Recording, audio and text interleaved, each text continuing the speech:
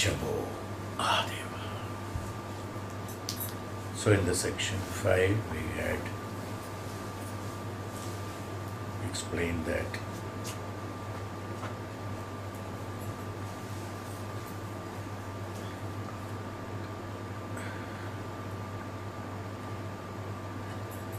why Devata personifying as a bull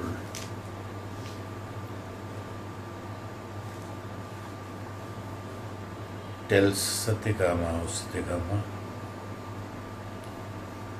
to favor him who had attained perfection through faith and austerity.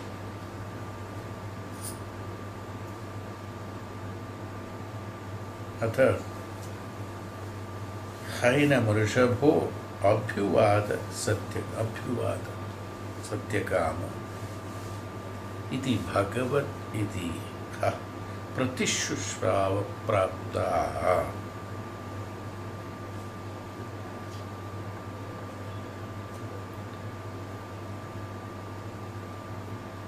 So he is explaining that why Bhagavan has decided to explain it.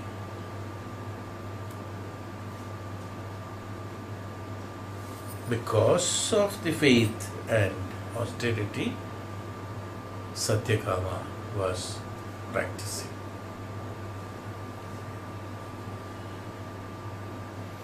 He has also called him Satyakama as Somya. Somya Sahasras Mahaprabhaya Nacharyam. You have already attained thousands. Hey Somya, hey Somya. Somya means, first of all, addressing. Why Devata is addressing Satyakama Jabala as Somya. Somya has got many meanings.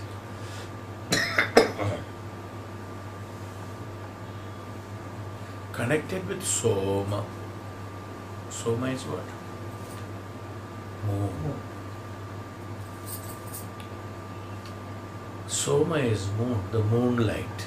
Connected with the moonlight. Soma. Always from the ancient days, it is connected with the Shastras, of course. The poets always compare the face to the moon face.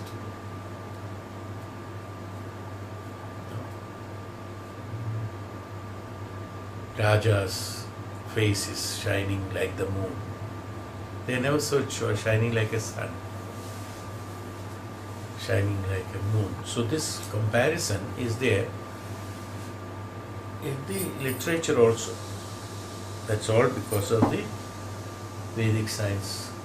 When will it has got a great meaning. Please don't just take it on the face value. Looks like a moon, means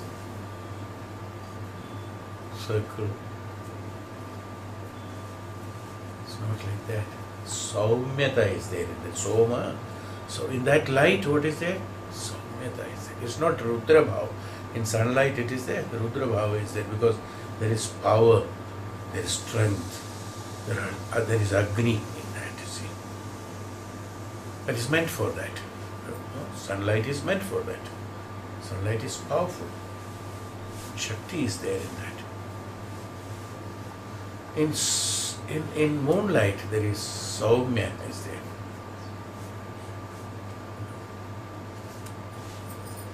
Saumyata is that which is very pleasant to look at when there is Saumyata. It's not only on the face, it has to be in the heart actually. Saumyata has to be there. That softness, what we call it as, even though we don't know how to explain a light which is like moon's light, so we called it as, the light is soft. Actually, soft is an expression for feeling, touch. Softness is a feeling. Since we do not have a language for expressing the light as that pleasant, so we call it as a soft light. We call it soft light. In fact, actual meaning of soft light, you see. Soft, what is soft? Soft is that. A feeling of softness has to be there. Comparing that. What is the softness against Saumyata again? Somaha. How it is Saumyata is connected with the beauty. Is it that looking at it is pleasant? Because we can look at the moon without straining the eyes. Because when you look at the sun, we have to strain, squeeze your eyes to look at the midnight. Even in the early morning sun also, you cannot see directly. You have to struggle to see it. You have to really take pains to look at it because it's powerful. But when it's moonlight, you can see it without effort. Is it because of that we say it is pleasant? Because you can see it? No, it is not because of that. Let's not say that. It is pleasant, that is why we call it as pleasant, that's all. Not because you can see it. How is that pleasantness come into the moon? Because without moonlight, no seeds can grow. Without moonlight, even though the sunlight is necessary, the moonlight is absolutely necessary. And moonlight is regulated in such a way that depending upon the necessity of the growth of the annam, I think we have explained in the Upanishads also about this, that how is the moonlight effective. Moonlight is absolutely necessary. When the moonlight is providing that, along with the Rudram of the sunlight is very necessary, no doubt about it.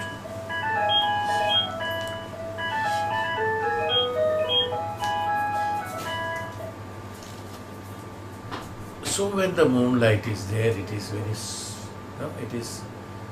that nourishment is all given by the moonlight. One. Second is that the light is not harsh, it is cool. Because it is in the night, first of all. Temperature is not there. Because sunlight is not there. And by looking at the moonlight, we feel the coolness, even though temperature-wise it may not be cool, but you have a feeling of coolness. Why? Because the light is soft, palatable to you. Why? Because the Raudra Bhava is not there in the moonlight. So in a face, the Raudra Bhava, when it is not there, in the face in the sense, it's not the external face that is appearing to you, it is the quality of a person. Yes. Even though they call the face is the mirror of the mind, we say that, but it is not 100% right. Face is not the true mirror of the mind. Many things cannot be understood from the face, but many things can be understood from the face. But many things cannot be. Here, the face or the Saumya, so a good-looking one, Saumya,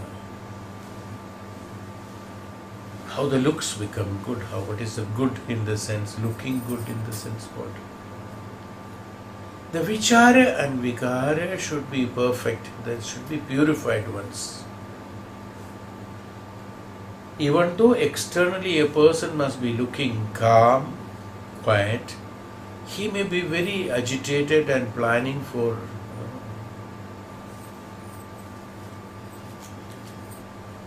look at that Osama's face, the saintly beard, and he speaks like I always suddenly connect with him to that Swami Osho. I think you all must have resemblance, somewhere some resemblance. I don't know. Is it the beard or what? I don't know. Something is there. He speaks the same way. But look at his destructive mind. Is it this? What I am trying that, it's only it's not the appearance that is meaning here. It's not appearance. The good look is not the appearance. It is the status of the mind. When was this called? That Satyakama, after having gone with 400 cattle to the forest, years passed to multiply them into 1,000. That means years passed in meditation to multiply those vichara, vicaras that has been contributed, blessed by the Guru. That tattvas, Brahma tattvas, which looked like cows only for him, because it was not possible for him to explore and exploit. So he said, you multiply it. So he meditated on them, and those tattvas, when it is revealed, all are revealed, when it has become thousands, who taught him? Nothing, nobody. He himself has done it, multiplied it. When he has done it, what he has become? He has become beautiful. He has become Saumya, he has become Soma. Why? Because his vichara and vikara has been absolutely purified. Is why he good looking one. Look, in the sense that it's not that good looking is not the not in the, even though there is a saying that the beauty is in the eyes of the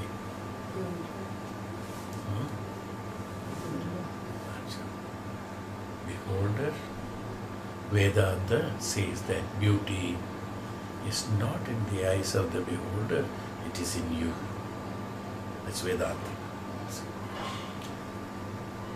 Whether the one looks at you, he looks at you with his, that's probably is right, because he looks at you with his emotions. It's why that proverb has been told that the beauty lies in the eyes of the beholder. The one who holds it, the one beholds it, the one who, what is beholding? His emotions he is beholding. It can be not beautiful for the other one, but it can be beautiful for one, is because he is looking through his emotions. So there is no truth in it. So here, good looking one doesn't compare that, so don't immediately go into that language part of it. It's the good looking one, he is really good looking.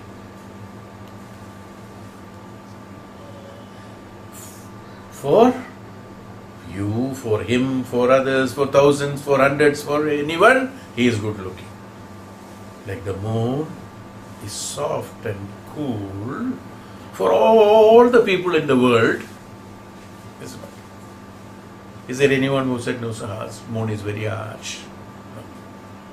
No. Nobody. That's why I said the poets have told that moon has the face. Same way the whole universe says the moon is beautiful. Is it not? There is no difference of opinion on that. Same way, Somya, that is why Somya. The whole universe, when they look at you, also can call it as beautiful. See, Somya, Saumya Bhava. One is that Somya is that good looking in the sense purified process in him.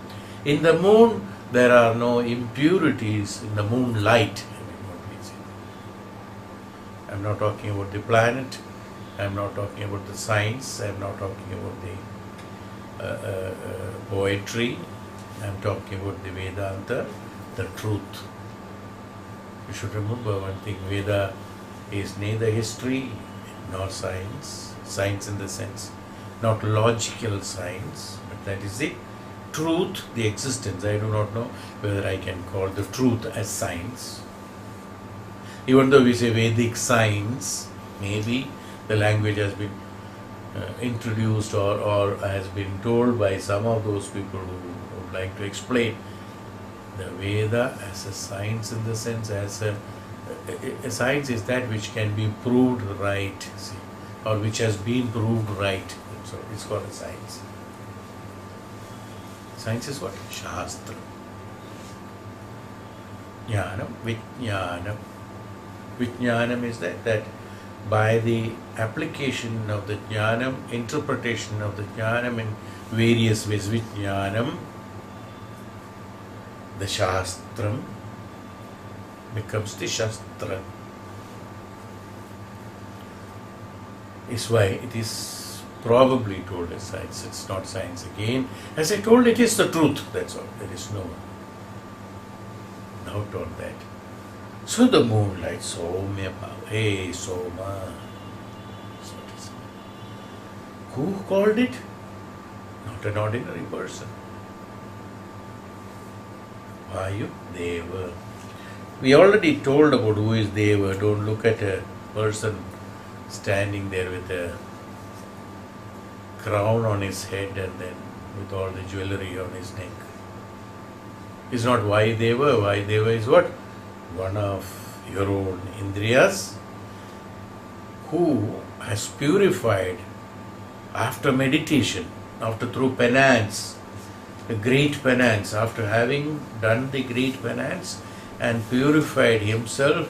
When the Indriya Nigraha has been done, when the Indriyas are no more emotionally activated, Indriya Nigraha has been done, when such a purification has taken place, he is not looking at that person through his emotional mind or materialistic mind, nor his logical mind, nor through the chitta, nor through the chetana, nor through the mana, not through the buddhi, nor through the ahankara, mano, buddhi, ahankara, chitta, chetana, beyond. Beyond that, when he looks at him, he finds him Soma.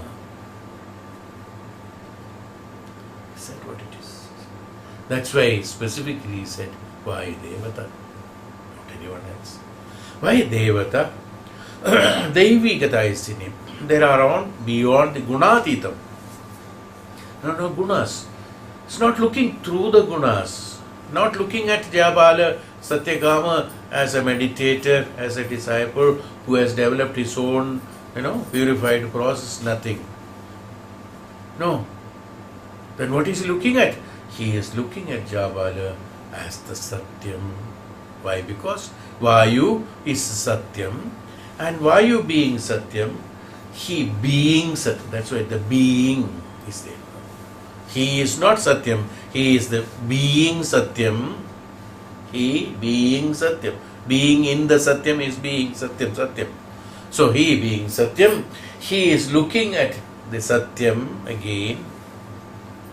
Practically, it's not an activity, it is not a karma, but we use the language looking.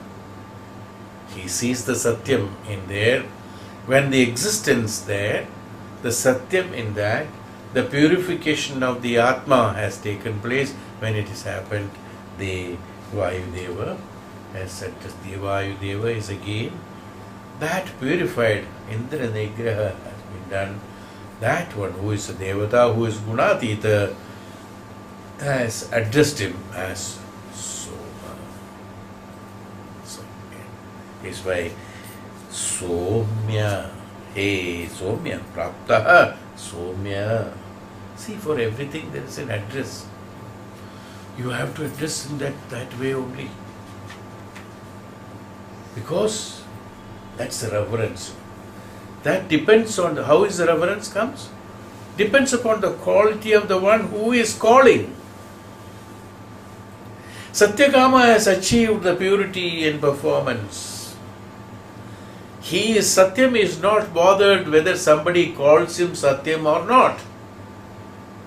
Bhagwan Shiva doesn't bother somebody says you are a god or you are not a god.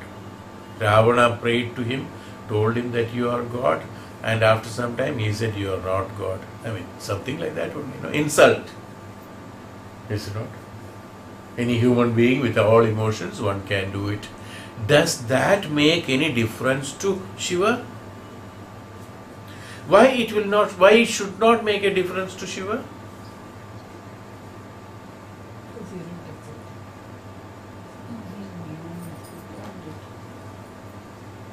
Because he is the Satyam. He is not an emotion. He is not expecting, because he is not a mind that who is expecting an appreciation, who is expecting that he should treat him as a god. Why? Why he is not expecting? Because he knows he is the God. He is the being. What is he? He is the being. The others are God being. Being the God. The other way around. Being the God. God being. He knows he is the being. Now you called him God. He did not say, I am the God. He said, I am the being. I am the Prapancham. I am the Chaitanyam. I am the Chaitanyam. I am the Prakasham of the Jnana Prakasham. So I am the being. I am the existence. I am the Brahman. I am the Sat. All are same. I am getting different words. They are all meaning only one. That Prapancha Chaitanyam is me. So if that is the Chaitanyam, the Ravana is also me. The I, what I call as an I, if at all I call an I also is me. How can I expect something from me? Or do I expect something from me? No. Why? Why? Because he is complete. Purnam. The one which is complete, which is Purnam, doesn't have any expectation. He being the Purnam, neither he expects something from him, nor he expects something from others. Is called Purnam. Purnamadam, Purnamidam. It's not. That is also Purnam. That this is also Purnam. So being the Purnam, he has no expectations. He has no attachment. He has nothing. That also is I. This also is I. Why? Because he doesn't have a differentiation and he is not looking Ravana as Ravana, or he is not looking at his expressions. Even though in Puranas so many stories are there to make people understand, but Tattva Shastram, Jnanam says that it is nothing, it is Purnam. Being the Purna doesn't have anything else, it's only purity. That purity being the Devata, that purity is called the Devata. That's called the Devata. So that Devata should be there in one. When that Devata is in one, Satyakama has never expected that. Neither Satyakama or the one who is being addressed, is not expecting any addresses from them, from others. How they address is not matter. Yes. Why? Because yes, it matters for some, but it doesn't matter for those. Doesn't matter for those who knows I am this. When I am this, you call me XYZ. How does it matter?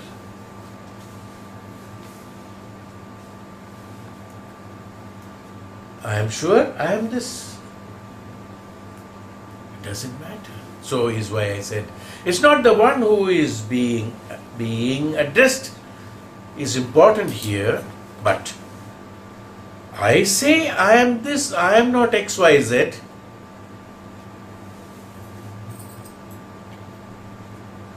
That differentiation should be known by the one who is addressing him, that he is not this, he is not that he, neither XYZ.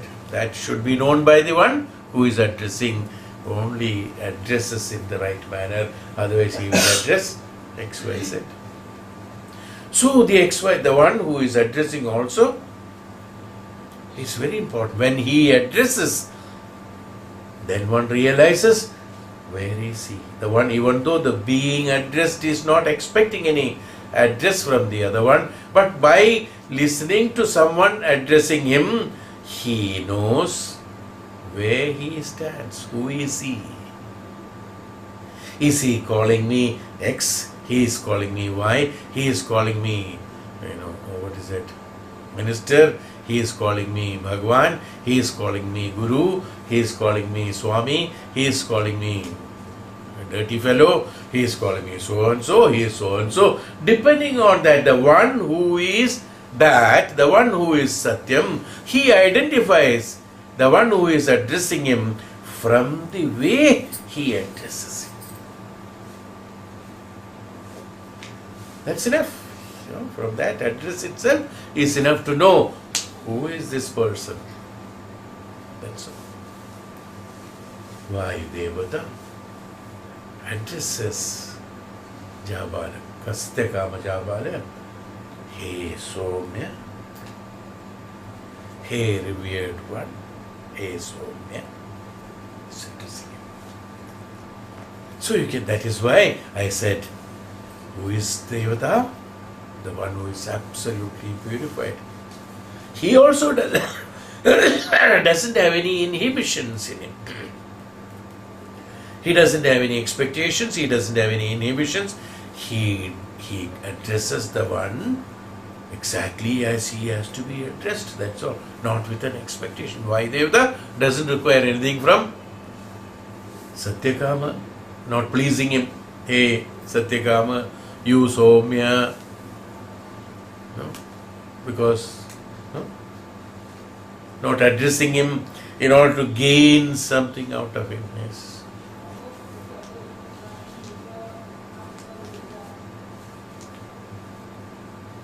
See how important it is. Why I am saying all these minute details. There is no end, as Bhagavan said in the Vedanta. That's why Vedas are, it is like those, there are some colors, you keep on pouring water, you keep on spreading, something like that. Where is the end? Nobody knows. So you can acquire as much as knowledge as possible. Why? Because the more and more the acquiring the knowledge, the more and more you get purified.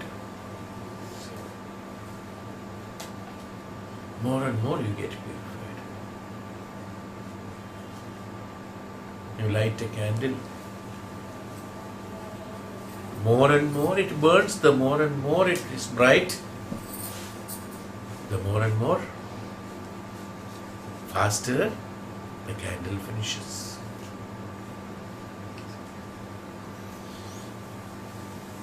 Why the candle finishes? Because candle doesn't require light. It finishes to give light for others.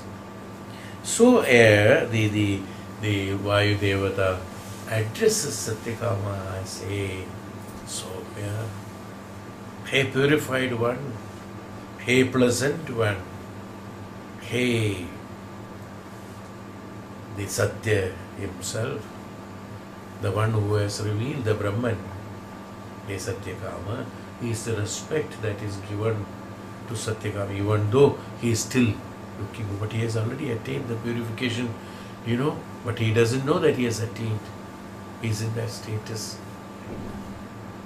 So when he attained, when he called Somya, then when he called Satyakama as Somya, Sahasrasmutpravaya Acharya Kulam, become multiplied, let us go to the Acharya Kulam. When he said that,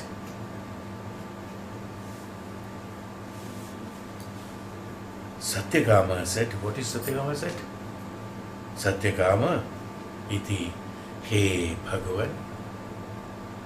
Now, he is addressing, what is he addressing? He Bhagavan. Hey Bhagavan, tell me, what should I do? Pratishrutrava praptaha. Please tell me, what should I do? Why did he tell him that? Or why did Devata addressed him as, again, I'm going back again, addressed him as, hey Somya. Why? Because there's a classification given by Maha Rishi Vaisambhayana Vaisambhayana says, Maharishi says, why he has called him is that there is an absolute reason for it. He has not earned it just like that. No, Satyakama did not earn his purification and the Brahma saakshaathkaaram, Brahmacharyam and the purification just like that. Because he is eligible for that. Why is he eligible for that? First of all, when he went to the Guru, do you remember the last chapters when I said? I don't know whether when he went to the Guru, he accepted him only because he expressed the truth. He told the truth to the Guru. Is why Guru has accepted him as a disciple. I have told this in the class. First of all, that he being that truth, with that Satyam, Guru having given him the Diksha.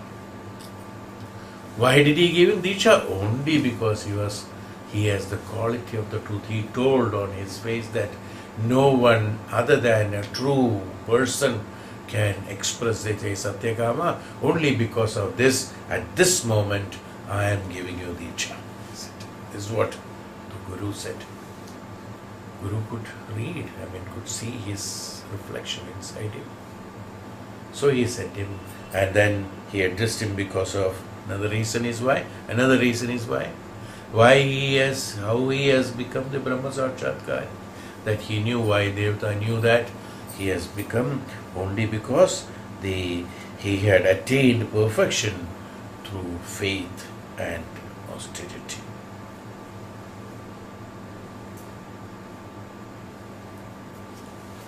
The faith and austerity.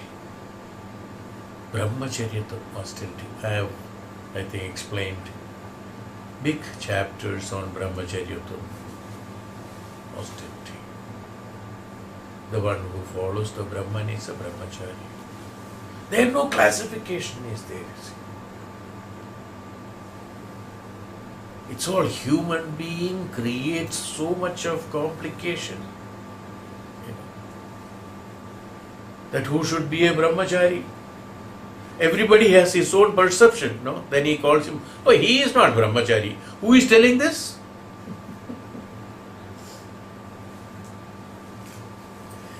Who is telling who is the Brahmachari, who is not Brahmachari? The one who doesn't know the spelling of Brahmachari. In our common language we call it as, he doesn't know the spelling of Brahmachari. He says he is not a Brahmachari.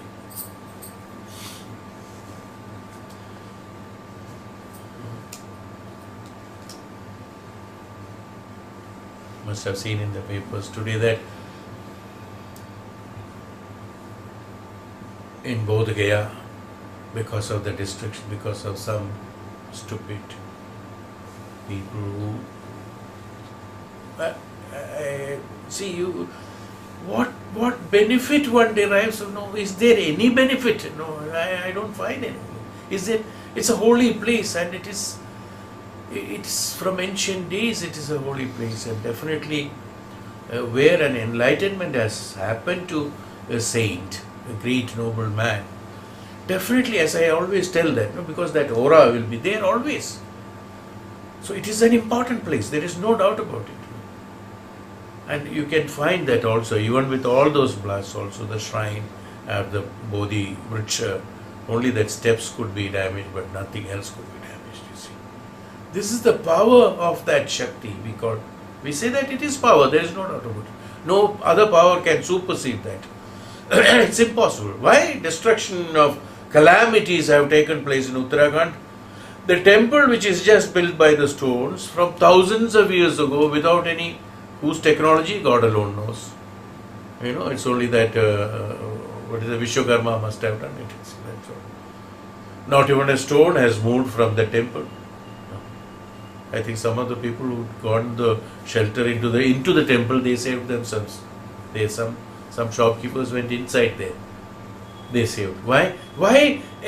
All round, even the next step near the temple is collapsed. It's not an easy thing because it's a tall structure, the only tall structure. All others are smaller than that. And immediately behind that is that big huge mountain. We have seen that. Now you can imagine the amount of landsliding comes from that with a force, and this temple which is there does not move at all. Why? So some Shakti is there, is not that powers are there. Austerity. And so why I said was that there the people are being prayed. So today I was reading that the Brahmacharis are doing the prayers, something like that. No, is it not that language used in papers today? So some of the Buddhist Brahmacharis are not monks. He has written Brahmacharis, if I remember. I don't know. Am I right? I think so. I don't know. I am getting it. Okay, now whatever said and done suddenly reminded me of that. And who is a Brahmachari? He is also a Brahmachari. And the one who is not doing that prayer, sitting quietly, without anybody noticing, somewhere, who doesn't know him at all, he is following the path of Brahmacharyatvam, is also a Brahmachari.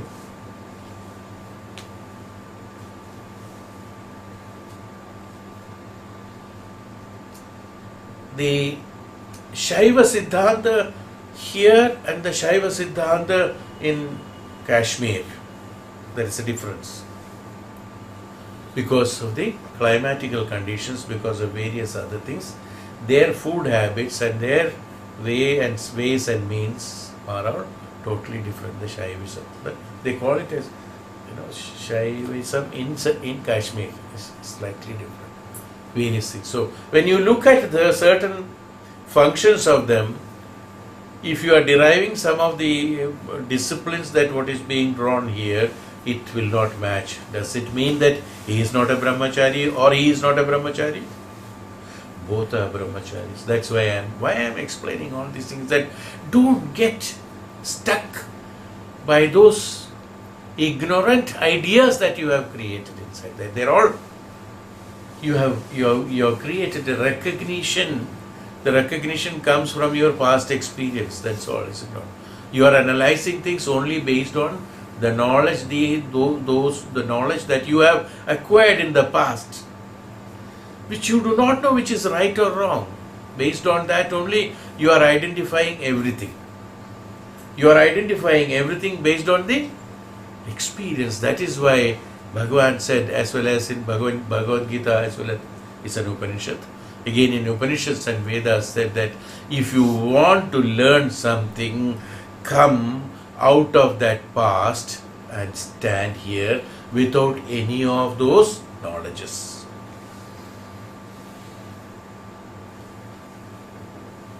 If you come with a preoccupied knowledge and listen to Satyakama Jabala being addressed as Somya, you will add thousands of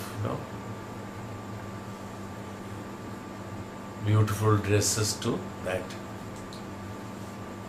And the true meaning of that will be disappeared. Your dress will be prominent. That's all that you have been dressed with for so many years. So if you want to, that is why people do not understand knowledge, things. That is why Vedanta is the most simplest thing to understand. Why people say I don't understand? Why? Because it's full already. There's no more place. Where will it go? So they said over the head it goes. Because it's all full now.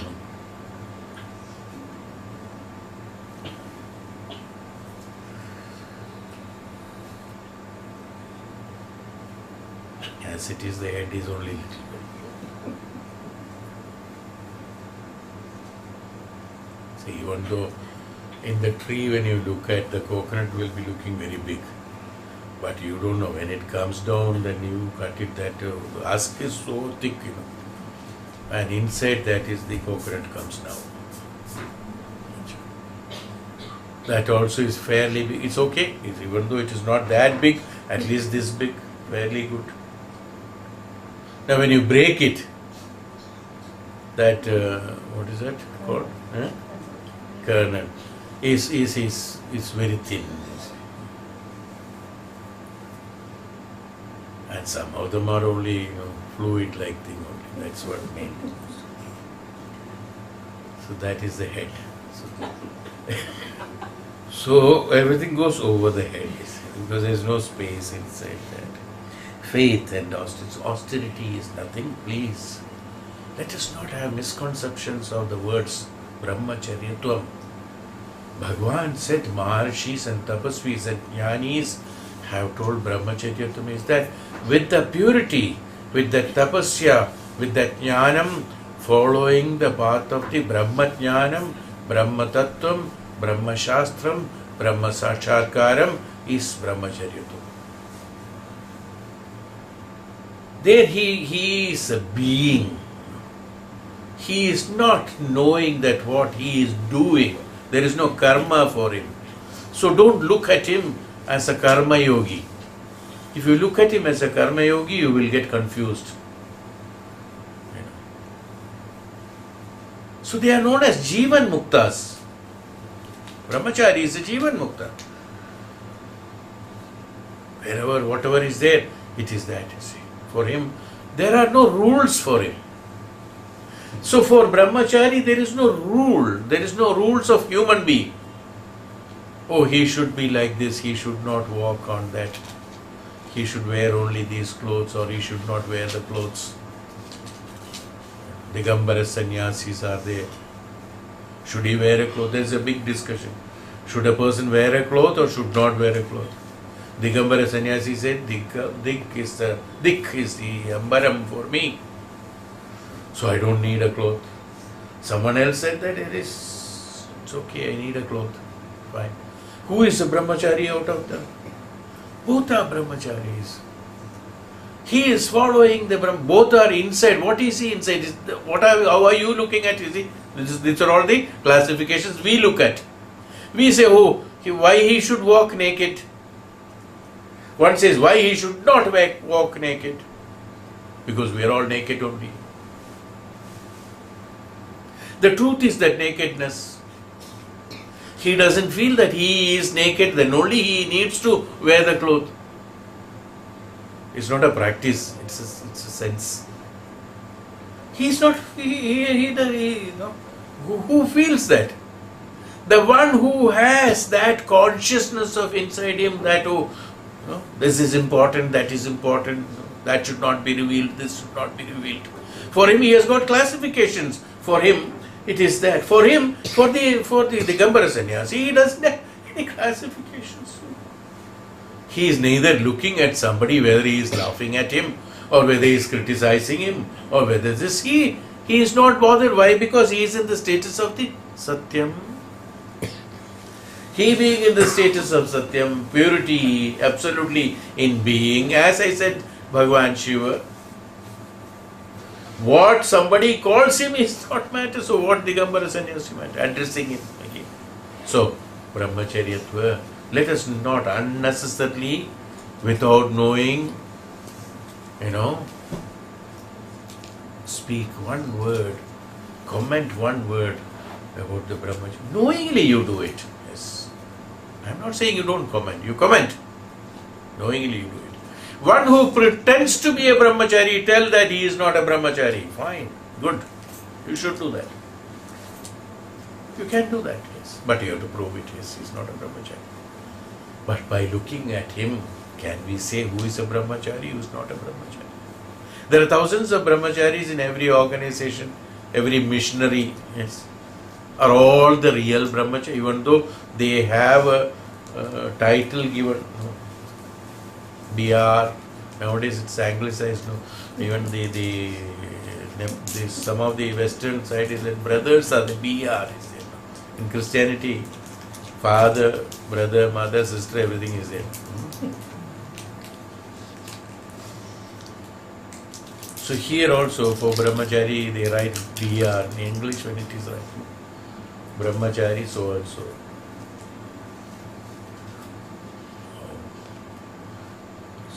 The one who Cannot write the Brahmachari so long if he is shortening it BER. I don't know what that BER means. I don't know. So he can be a BR also. Yes. Such people are not brahmacharis. Brahmacharya, the following of the jnana. Who is a brahmachari? Following of the jnana. Now he eats only rice, he doesn't eat. Oh, he doesn't eat anything, so he is a brahmachari. Oh, he is eating everything. What brahmachari he is? No, this is how we comment, I saw him eating in the restaurant. I saw him watching a movie in the theatre. What brahmachari he is? This is how we calculate. A brahmachari will see a movie. Why not? Why not? Status of sannyasa. He might be testing himself. Like a Zen master or Zen, this one, they are testing themselves. How strong they are, how mentally strong they are. They do self-test actually, They don't ask anybody and they don't tell anybody. Nothing, none of them matters, because it's like in any other, it's a very big chapter again. I'm not going into it. Bhagavad Gita already explains it. Maybe sometime we can say that, we can explain at a point of time. Well, it comes to, I am planning it, of course. What is that being, and then how everything else that happens is not important. How to be that. Then only one can feel the Brahmacharyatvam, the true Brahmacharyatvam. Not by any of those external activities that one can see the Brahmacharya. The discipline. Where is the discipline? Yes, certain things we can definitely identify. If he is doing something wrong, if he is murdering somebody, if he is beating someone, if he is doing some nuisance on the road, or if he is doing something like that, then we can say this fellow is not a brahmachari, no doubt about it. Certain disciplines we know, but there are many disciplines we do not know, so there we should not comment on that, or we should not identify how the brahmachari should be. The brahmacharya is totally different. In each place the brahmacharya is different. But what is important? Brahmacharya is not a physical status, it's a mental status. How he should pray. No conditions there, because he is always in prayer. The one who is always in the Brahmacharyatva, for him, the activity which is external, it's only foolish people, they discuss that thing. Why is he dressing like that? Why is he eating that? Why is he going there? Why is he doing this?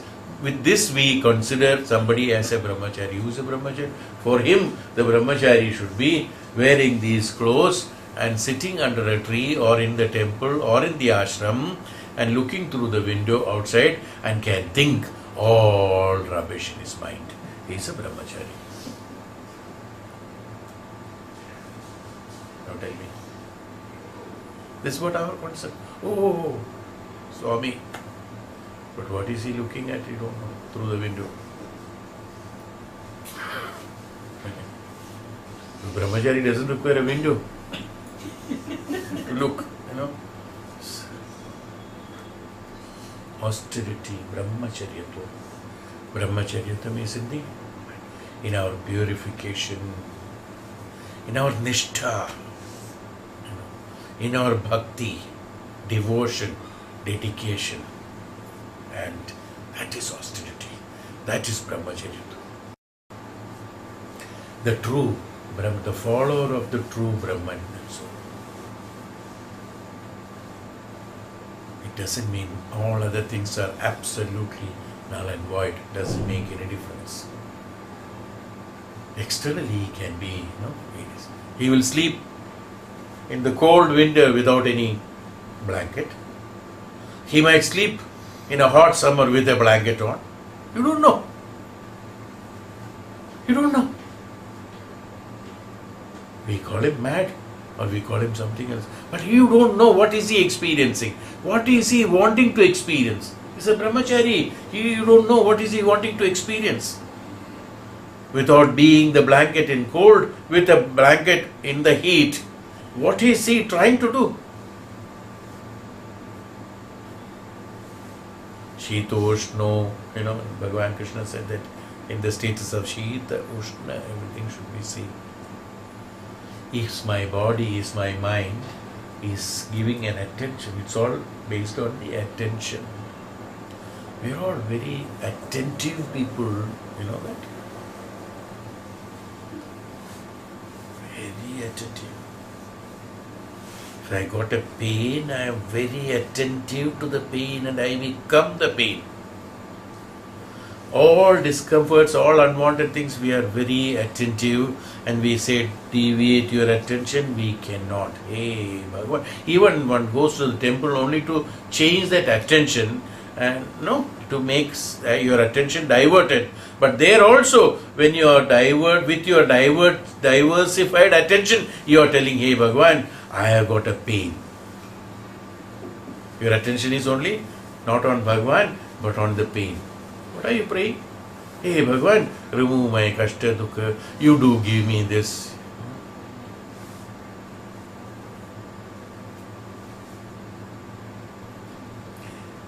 Om Shanti. So many things we pray. And then tell, where is the attention? Is it on the God? The attention is always on your problems only. Attention is always on the pain. Remove my pain, hey Bhagavan, remove my pain. Where is attention? Attention is only on the pain. Where is the Bhagavan? Above the head. That's why we always say, Bhagavan ऊपर है, हमारे साथ में नहीं है. कहाँ पर है भगवान? ऊपर है बेटा. कोई घबराओ नहीं, तुम्हारे साथ में कभी नहीं आएगा.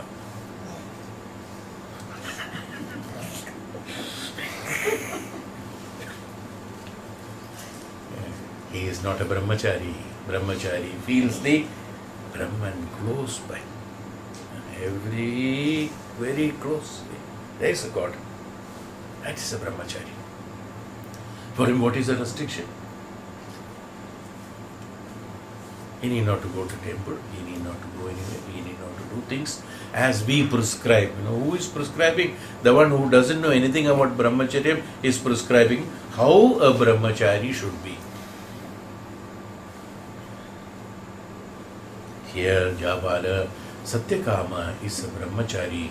He is a brahmachari. He is a true brahmachari. Why? Because Bhagavan has seen him following his brahmacharya in the true sense of creating the purification process in his mind, purification process in his self, where the emotions or he is the Jitendriya.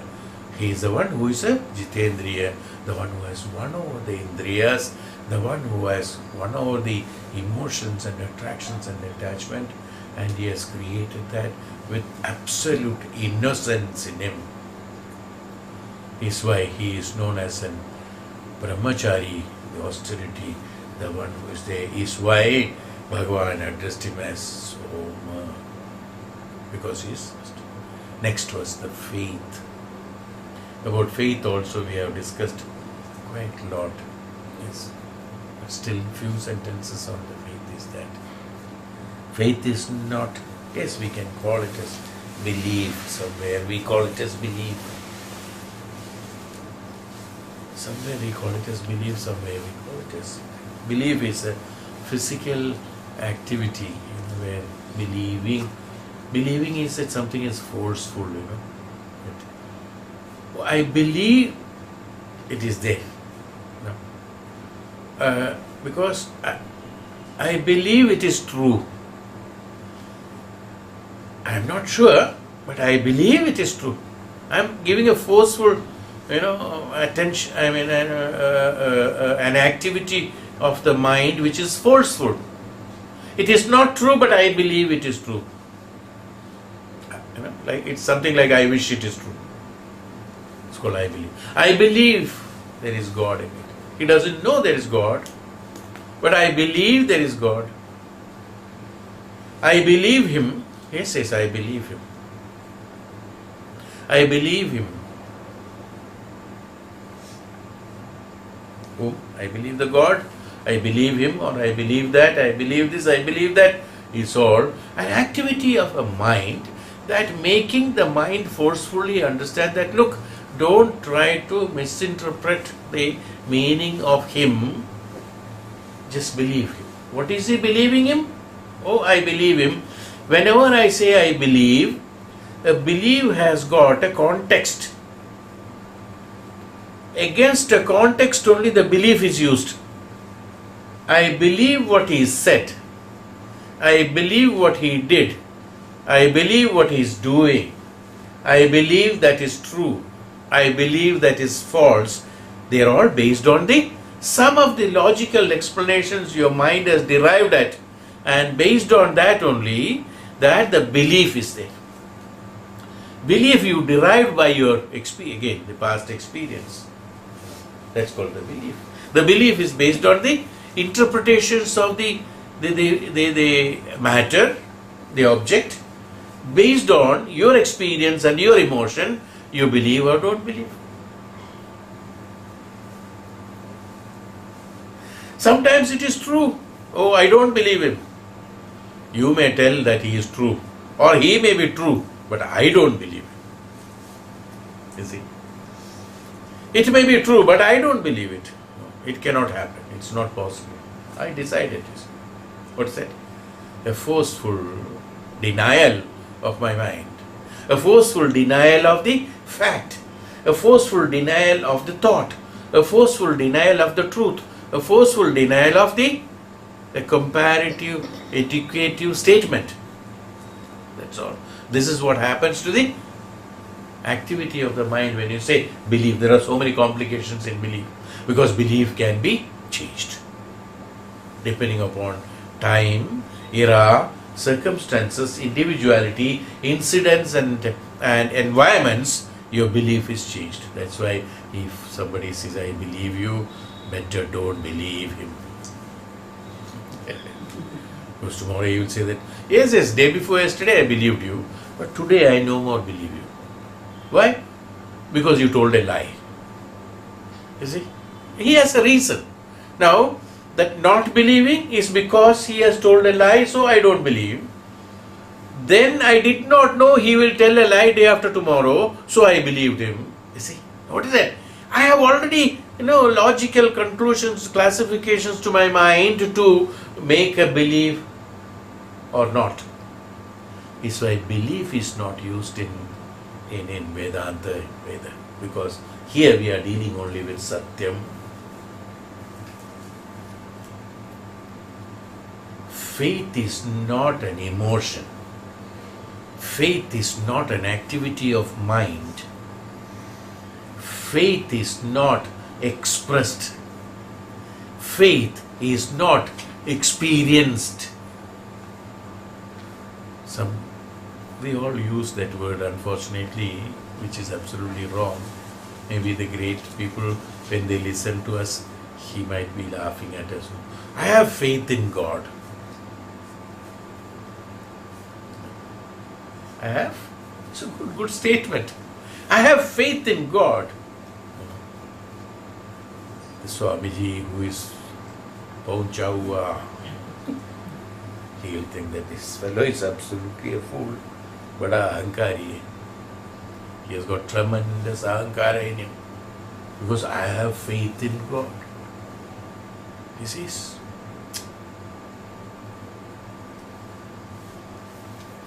First of all, the I comes first. Then the have comes second. First is ahankara, I. Have is the possessiveness, possession. I have the possession. I have. Third comes faith. Fourth comes the God. I have faith in God. Is it? Am I right?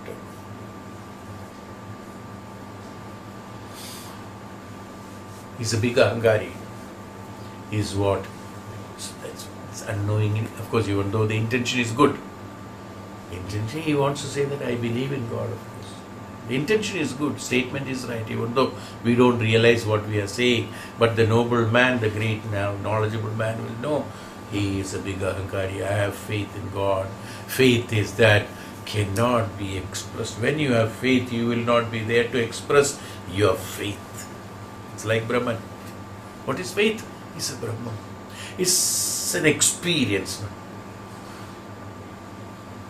It's an experience.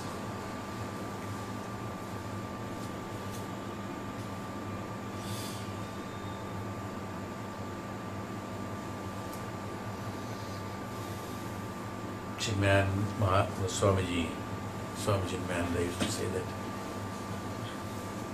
he has got a statement. He always have formulas. It's a BFT. Perceiver, feeler, thinker, body, mind, and sex. Perceiver, feeler, thinker, BFT.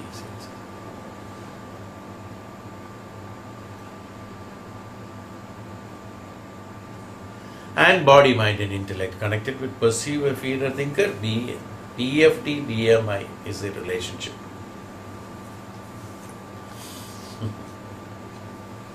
Who perceives? Body. Body, B. Who feels? The mind.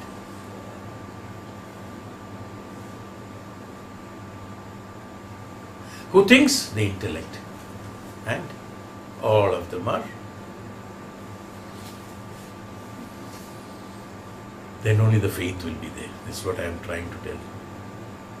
Neither the perceiver, nor the feeler, nor the thinker is the Brahmachari, nor the attainment of the Brahman, but they are all connected. Who is a perceiver? Perceiver is like this, and feeler is that, and thinker is that, but they are necessary. And by the process of this perceiving, feeling and thinking, the body, mind and intellect will convert into beyond the status, which is Turiyavastha. Beyond the status is what they said, what he said. Swamiji explains it very well, and he proves it, that it's absolutely true. It's a faith. Faith is not expressed because there is nobody to express it. You become the faith, actually. It's called the faith. I mean, the ultimate of it. Today you should understand. Earlier, I have not explained this aspect of faith. Many other things I have explained in faith. But this aspect, today I am explaining why. Because after so many years of class and Upanishads, I hope and wish, yes, it is understandable. The language is understandable. Is why today it is being explained that it is the one will not be there. As Brahma saakshaathkaaram, the true Brahman will not be there to express who is the Brahman, because he becomes that. Only a Brahmajnani can. Who will explain about Brahman? Yes. The Brahman embodiment, that is why the Gurus, that is why the Maharishis and Tapasis are known as embodiment of the Jnanam, embodiment of the Brahman, embodiment of Ishvara, God, and all, whatever word you can call it, embodiment of light.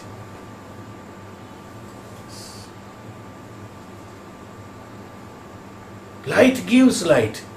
Light is not intentionally giving light. Light doesn't know it is giving light. Doesn't know that I am the light. No. Is he saying that I am giving light? Is the sun saying I am giving light?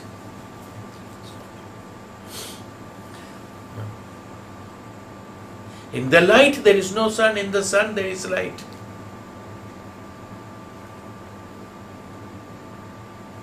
In the light there is no sun.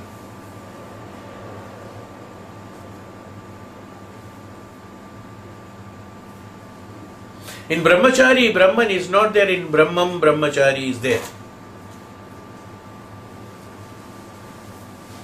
The light is followed by the sun. I mean, the light comes only because the sun is there. Light is followed because of the sun. Light is there because of the sun. Brahmachari is there because of the Brahman. Connection between the light and the sun is called the Brahmachari and Brahman. Sun rays and sun. Brahmachari is the sun ray and Brahman is the sun that is pursued. This is the relationship. So can I call Brahmachari as a Brahman? No. Technically speaking, but one can call. But can you call the light as sun? No, you cannot. Why? Because sun is different and light is different. Even though the light comes from the sun. What is that light? It's a reflection of the sun. Without the sun, can there be light? No, there cannot be light. Only when the sun is there, the light can be there. But through the light, sun can be identified. Yes. Is the light by itself an activity? No. It is because of the swabhava of the Surya, swabhava of the Agni, or swabhava of the lightning, the prakasha comes. Prakasha is the appearance of the swabhava of the sun or light, sun or Agni or lightning. It is not projecting light. Sun is not projecting light, moon is not projecting light, lightning is not projecting light, fire is not projecting light. It is a swabhava that when there is fire, there is light. Projection is an activity. This is not an activity. That's why being. That's what I said. So, can the light say, I am being projected by the fire? It's not there. No, why? Why? Because the light is fire, and the fire by itself being there, the light automatically is a swabhava of that. Like the waves and the sea. I have explained about the wave and the sea, ocean. Both are waters.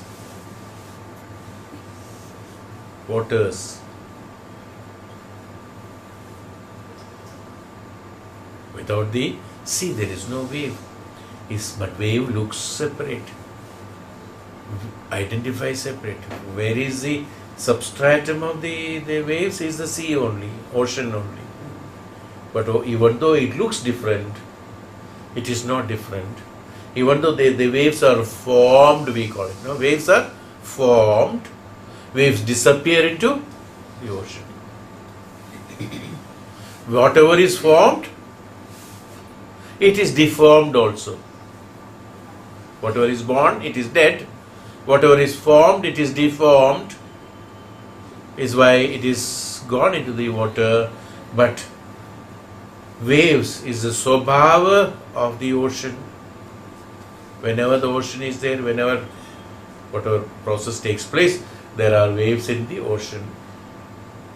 Wherever there is ocean, there are waves. Does it mean that without waves there cannot be an ocean? No. But can there be waves without an ocean? Same way. The gurus and rishis and tapasvis and jnanis are the embodiment of the knowledge like the waves of the ocean. They are only the projections or the appearance, which is the true nature of the Brahman, is how the Brahma saakshaathkaaram can be explained. Why I am telling all these things? To make you understand how a Brahma saakshaathkaaram can be made understood to a person who is not a Brahma saakshaathkari. He doesn't have an idea at all what is Brahma sakshat Brahman. To him, how a Brahma saakshaathkari give an incentive. It's an incentive, to take him towards the Brahman. An incentive that, look, something like this is Brahman. The waves will come and splash on your feet. You know the quality of the water. From that you should understand the ocean. So not. From the light, streak of light, the rays of light comes from the sun and falls on you. You should know what is sun through the experiment of this. Is why he has called him who has got faith and austerity. What is faith? The one who has got the only ray of sun, that means the Diksha from the Guru, and the Brahmacharyam, which he doesn't know the meaning at all, he doesn't know. You standing on the shore, the waves came and hit on your feet, and you know what the water, cold, heat, and whatever it is, and you knew the water. And from that experience, because of his tapasya, he dedicated and devoted himself to that experience that he has undergone, that through the water which has fallen on his feet and the rays of the light have fallen on his body, he did the devotion and dedication to that. With his devotion and dedication, he revealed, traveling through that. No? How is it revealed? Because of the austerity, he traveled through that ray of light, reached the sun, traveled through that drop of water which has fallen on his feet. Through that he traveled through, and he identified the ocean. Is how a Brahma saakshaathkaaram, who doesn't know the Brahma saakshaathkaaram, is explained by someone as to how the Brahman should be identified. Who can make you understand the depth of the ocean? At the bottom of the ocean, it should be like this. Middle of the sea, it will be like this. Do you have to really go and dip yourself in the middle of sea to know that? No, not necessary. Yes, just going by a ship or going by boat on the sea, you can understand many things. If you are a tapasvi, if you are a jnani, by taking little sample of water, one handful of water taking from that ocean and test in laboratory, you can find out the whole ocean is this quality of water. Do you have to take water from? Well, this is surface again. To know the deep depth of at the depth of the ocean, the water is again different. But at least you know this is how it is known. This is how the Brahma saakshaathkaaram can be explained. That's all. Nothing other than that. Who can do it? Only a Brahma saakshaathkari can do it. Only a Brahma, like a person who is a diver who can explain you better about the oceanography. Yeah. Isn't it? Same way. This is why I am saying that the faith is that. What is faith? Faith is that the one who is a diver and has gone into the bottom of the ocean, his experience that he is undergoing can never be expressed in languages. No, similarities can be done, no, but he cannot express exactly what was the feeling he has undergone at the bottom of the. Can he? No, he cannot. It's impossible. Why we can't even small things we can't do. The expressions are not there. There are no expressions. There are no words. There is nothing like that. So the Brahma saakshaathkaaram, how it can be? Only thing, some sort of indication can be given. This is how it is. One need not to burn in the fire. So we hear so many places there. In Canada, there was a big fire, I think day before yesterday, and the whole thing is burning, and few people have died. So many people have died in that fire. Here also, so many places the houses got fire and burned and died. In order to know that, do we have to burn ourselves and experience it? Is it necessary? No. By a matchstick, with that light, if you burn, you know that, okay, multiply this intensity into 1000 is equal to burning of the whole body. Can be understood. It's only the way to make you understand the Brahman. Here, at least if you have got a choice, you can jump into fire and burn yourself. But after burning, then there is nobody to express how the burning feeling was there. No, there is nobody there. Same thing. So to know the Brahman, we can't do that. Why? Because there is no fire there. There is no Brahman visible to you. So you can't do that. You have to go by inference only. Through this inference only one should be able to do it, is called faith, not belief.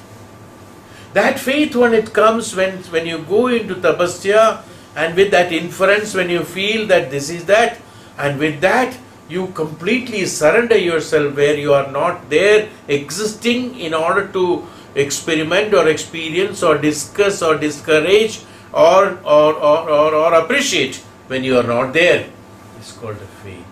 It's an absolute, they call it in a simple language, when it is told, a total absolute surrender, a samarpana bhava is a faith. Unless a total samarpana is there, the faith cannot happen. Why samarpana is necessary? Why? Because we have got a mind, body, mind and a BMI is there. Body, mind, intellect is there. They have to be dropped. Not surrendered. Dropped. Everyone has to drop all that, then only the I and the me, everything has to be dropped. Then only that surrender has to be done, then only the Brahman can be identified. Is why we are having a life in order to experience, experiment and experience dropping of this. But whereas we are getting more and more attached, well, you can't help it, you see, it's not possible. Why? Because it's all again karmas. It's all, I was always telling this, Ravana being, we have seen that this one, so suddenly I remember about that incident only. Ravana being the biggest bhakta accepted by Bhagavan, what made him turn to the other side? Only because his possessiveness is not approved by Bhagavan, that's all.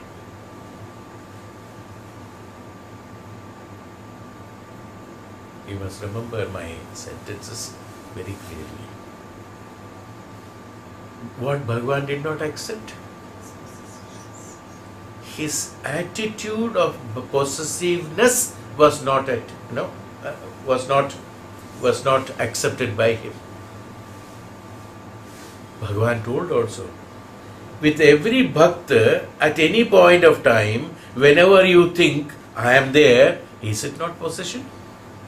In a way, do you require any better possession than that?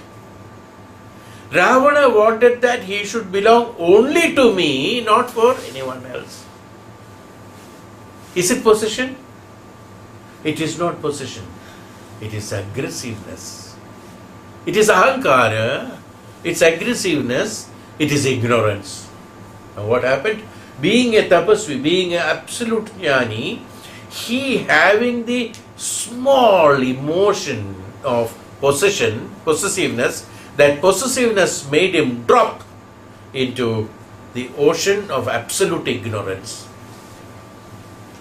He can have possessiveness. Bhagavan says you can have possessiveness whenever you think I am there. What else? Is it not? No, it is not enough. You have to do only what I say. You see? Is it called bhakti now, where it has turned to bhakti?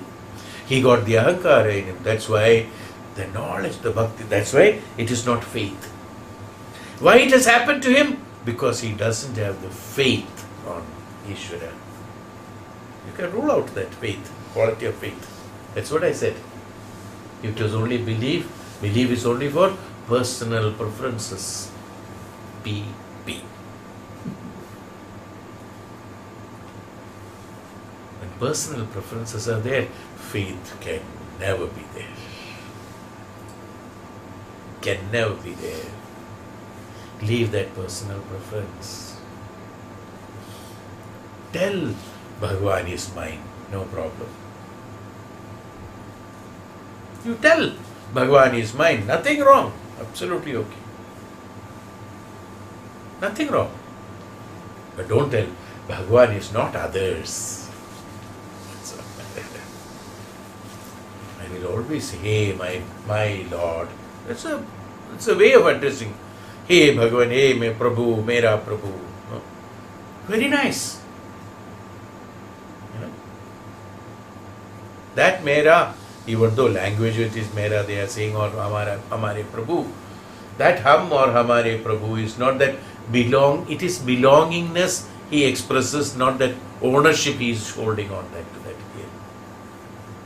Maharya Prabhu means that he becomes one with the Prabhu. Not that Prabhu becomes one with him. No. He becomes one with the Prabhu is faith. Why I am saying all these things? No. To make you feel the faith, not make you understand the faith. No. If you understand the faith, you will find out some other meaning to that. Don't understand what I am saying. If you have to understand, then you have to have the past recognition. That's called recognition. But if you want to know the truth, there should not be any recognition. There should be no recognition.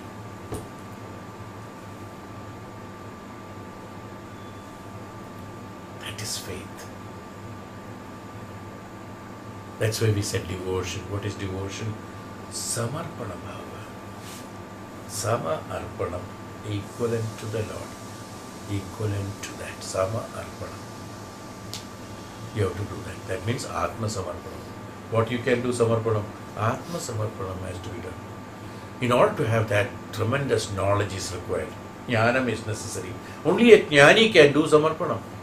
Even in bhakti, even though bhakti bhava is told to be very nice, good, yes, only bhakti without jnanam will not be able to do. Why? Because suddenly he will find something. As Ramakrishna Paramahamsa, when he prostrated with bhakti, he was reluctant to do prostration in front of Ma because he was wearing a new clothes on Jamai Sharti. The cloth will get dirty, so I cannot do prostration. 1 minute he got up and he was so worried. I read it in his book. He was so worried, I didn't do prostration today to Ma. Why? Every day I do. Then he realized, I was very conscious about my new cloth getting dirty is why it should not be done. This 2 paisa cloth could stop my bhakti of so many years. You see the power of attraction. Can you got it? So Ravana, why I am saying that even Ravana getting it, somebody may think, is it not a story that Ravana got after so much of bhakti, he got also ahankara in him? How is it possible? The same way. This 2 paisa cloth could stop my bhakti of so many years of penance of mine, because he has reached a level at that by the time that he stopped. That means you imagine that 2 paisa cloth could stop his tremendous amount of bhakti that he developed for so many years. Is what? The faith was not complete. Why was it? The faith was not completed. So immediately, being Ramakrishna, he immediately knew. He tore that cloth out and threw it out, that from this moment onwards, I don't want anything between me and my bhakti, so that I become the bhakti. There should be nothing in between me and my bhakti. Means what? I should become the bhakti. Is faith. That's faith. In faith, there is no classification. There's only observance. There's the difference in observance. Why? Because I do not know. The I, if the I is there at all, the I do not know. That's why I said, if one has to know, he has to come out of this and then stand there. I told this principle in the beginning days of Upanishad, that if somebody has to understand something, when you go to a guru, that you should empty your mind, then you say, I do not know anything. Not saying, you should have the faith. This I used to tell that. If somebody has to learn something, he has to empty himself. And I also always tell a small example always, when you are going to buy a milk. Go with an empty vessel, so you will get milk. If there is water in that, he will pour milk in that water. Now you will say that he has supplied milk with water, adulterated milk. Who adulterated it? You adulterated it. He has given only milk. Bhagavan has given आशीर्वाद to him. बैठे हुए गुरु आशीर्वाद किया, उसका अच्छा हो गया. गुरु आशीर्वाद दिया, हमको अच्छा नहीं हुआ.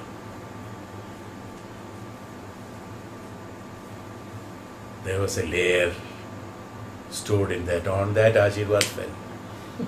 Hey.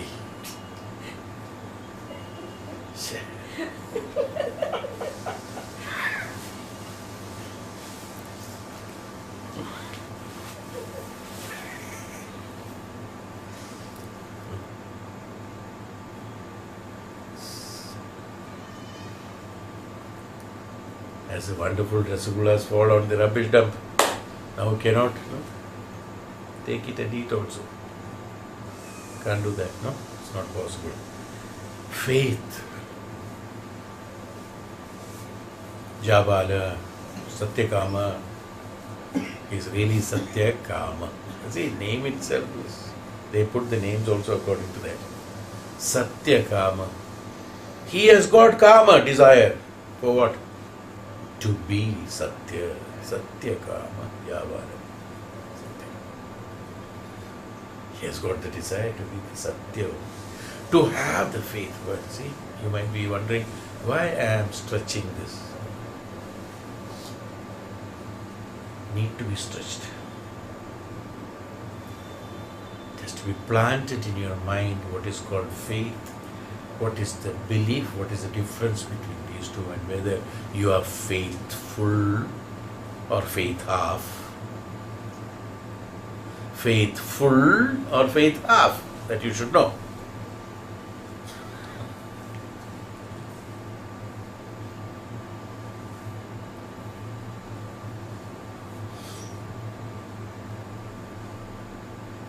That's why in the letters they write yours faithfully.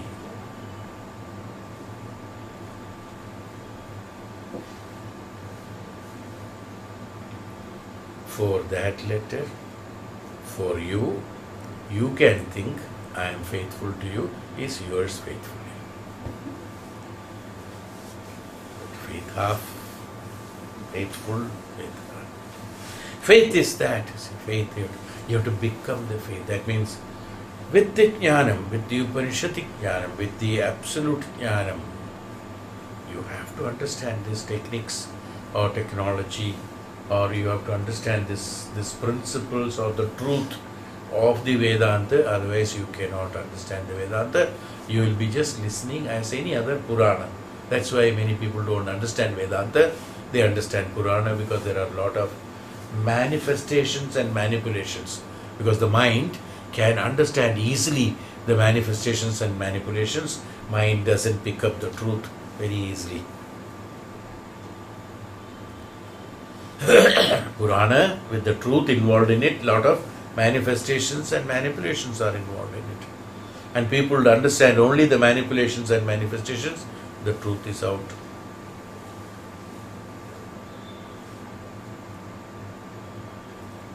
So, the Vayudeva. Vayudeva is who? The prana. You compare this against with you. When you compare this with you, the prana in you is the Vayudeva, who purifies. Who is the prana? Who is a purified Jitendriya in you. Is it not? He doesn't have any impurities in it. Prana doesn't have any impurities.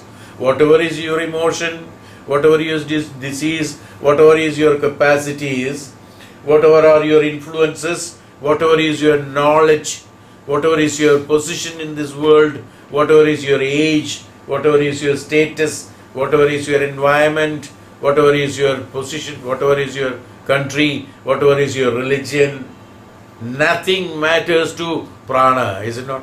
Who? Jitendriya. Nothing matters to him. That prana is Vayudeva, who is identifying the Atma, Jiva Atma, who is connected with the mind. Mind becomes one with the Atma. So, who is identifying the mind? The prana is identifying the mind, and he finds he has full austerity and faith. When he has got full faith and austerity, he calls him He Soma. Saumya power. I will tell you the jnanam of Brahman. One father of the Brahman is that, you see, entered into the bull, assumed the nature of a bull. That's why personified as a bull. No, this one, why they have the assumed a bull, and the bull, one of the bulls says, "Hey Satyakama, we have already reached thousands." That means who? The bull says, bull is that prana. Prana has identified that mind has already reached the status of the absolute jnanam. So the prana has told the mana that, look, you have already reached the status of the Atman, and now let us travel towards the Guru, where he will show us further how to reach to the Brahman. The prana telling the Jivatma, let us go to the Guru, who will show us the path, who will guide us towards the Paramatman. Atma is there with you, but he will show us how to join, how to merge with the Paramatma, is what the prana tells the mind, is another version of school of thinking or version of thinking in order to identify, understand in the self itself. You don't have to go out from you to understand the Surya, the Devata, the Vayu Devata, the bull, the Satyakama, the forest, the meditation. Or you can compare with yourself also. This also is a study. That your prana, who is pure already, that's why Vayu Devata. The prana is never maligned. No, nobody's prana. Everybody's prana has the same quality. Whether he is a murderer, whether he is a pujari.